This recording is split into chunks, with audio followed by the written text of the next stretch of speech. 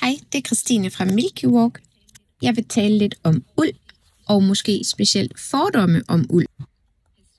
Personligt, der elsker jeg uld, og jeg bruger det flittigt til både mig selv og min søn.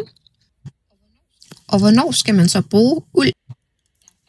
Der er faktisk kvaliteter, man nemt kan bruge hele året, men de største uldmåneder, det er alle de måneder, som har et R, og det vil sige fra september til og med marts. Uld er faktisk kæmpestort. Vi sælger rigtig meget uld, men der er også stadigvæk mange mennesker, der har fordomme om uld, for krasser uld ikke helt vildt. Det er der nok nogen, der hårdnakket vil påstå, men jeg tror altså også, der er mange, der så ikke har mærket noget af alt det lækre nye uld, der findes på markedet. Dels ser vi nærmest udelukkende merino-uld blive brugt til børn, og det er altså en ret fin, lækker uld.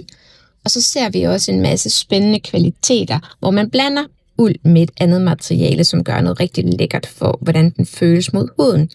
Det kan for eksempel være uld silke, det kan være uld bomuld, det kan være uld bambus, og det kan være uld modal. Den her body er for eksempel lavet i 60% merino-uld og 40% modal, og den er virkelig, virkelig blød og lækker. Og her står jeg med en favorit fra Joha, som er i uld og silke, og den er så blød og fin, at jeg personligt slet ikke kan få den der uldfornemmelse. Jeg kan slet ikke mærke, at det her det er uld. Uld som det her, det er så blødt og fint, at det føles virkelig rart som inderste lag mod huden. Her er en fin kvalitet fra Petit Piau i 100% uld, som også er rigtig fin og lækker. Den er lidt tykkere end de andre to, jeg lige har haft fat i.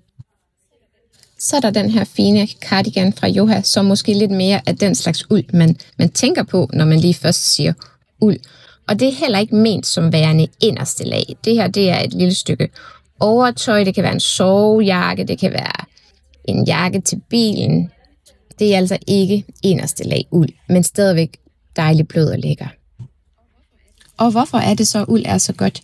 Jamen en af ulds helt store fordele, det er, at det er i stand til at absorbere fugt, og det vil sige, at det transporterer sved og fugt væk fra huden. Det vil sige, at huden forbliver tør, mens ulden kan absorbere al fugten. Og det betyder, at man ikke bliver kold og våd og klam på samme måde, som man hurtigt kan blive det med for eksempel bomuld.